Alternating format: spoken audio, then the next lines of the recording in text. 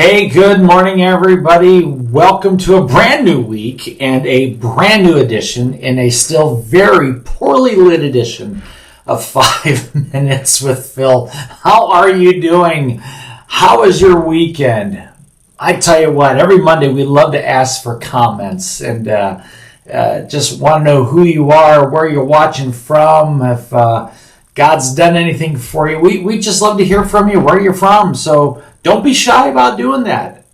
We love it. We love to hear from you. So thank you for blessing us with any comment that you might have on our editions. It actually helps our algorithm quite a bit too, by the way. So thanks for that. All right, let's jump into today's verse. Okay, I want to take you to the book of Matthew. Matthew chapter 9, and I want to start off. I really want to start off by asking a question. Okay, is there somebody in your life that you are praying for to find Jesus as Lord and Savior? Is there somebody that you're asking God to save and to come to Him and give their lives totally to Him? I bet everybody watching this, there's somebody that you really care about that is far from God and they need Jesus. Jesus gave some instructions about that, and I want to show that to you. Take a look at this. Matthew 9, beginning verse 37 and going to verse 38. He said to his disciples, "The harvest is great, but the workers are few.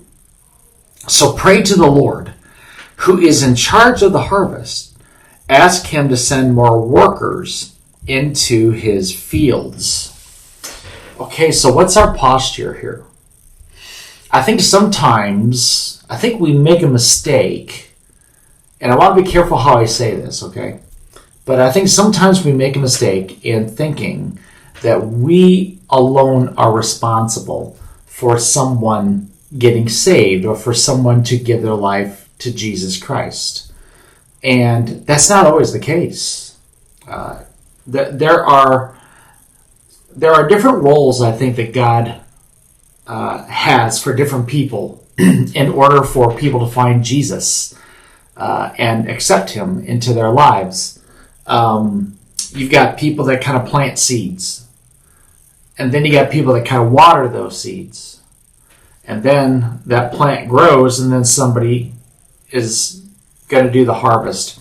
And maybe as you pray for your loved one, for your friend, your coworker, fellow student, whatever the case might be, I think it's good for you to do exactly what Jesus said. God, send a worker into that person's life, that harvest field, that person's life. Send a worker into that person's life who can plant a seed.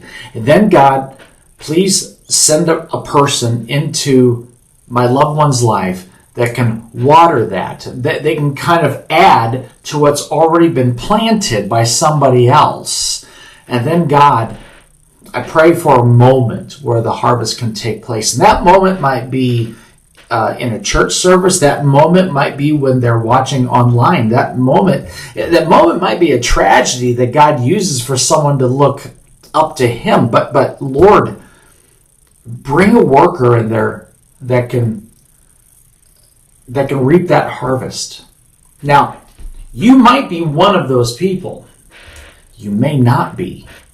And I think that's why when Jesus looked at the harvest and He looked at a whole city full of lost people, and he was talking to His disciples, and I'm sure there's this natural thing in us that says, let's go get them. And I think Jesus wants to remind us, okay, before you do anything, pray. And let's see what your role is. And pray. Pray that God uses you in whatever role that is, but pray that God uses somebody else. This is not a competition to see who can get someone to recite as many versions of the sinner's prayer as possible.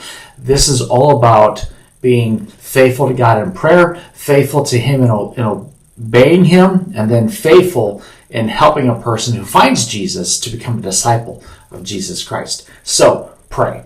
Today, I want you to, before you do anything, I want you to pray for that person that's heavy on your heart to find Christ as Lord and Savior, and for our worker to go into that harvest field. Okay, gotta let you go. I hope that blessed you. I hope that challenged you. And Lord willing, we'll see you next time, okay? I pray you have a wonderful day. God bless you. We'll see you later. Bye-bye.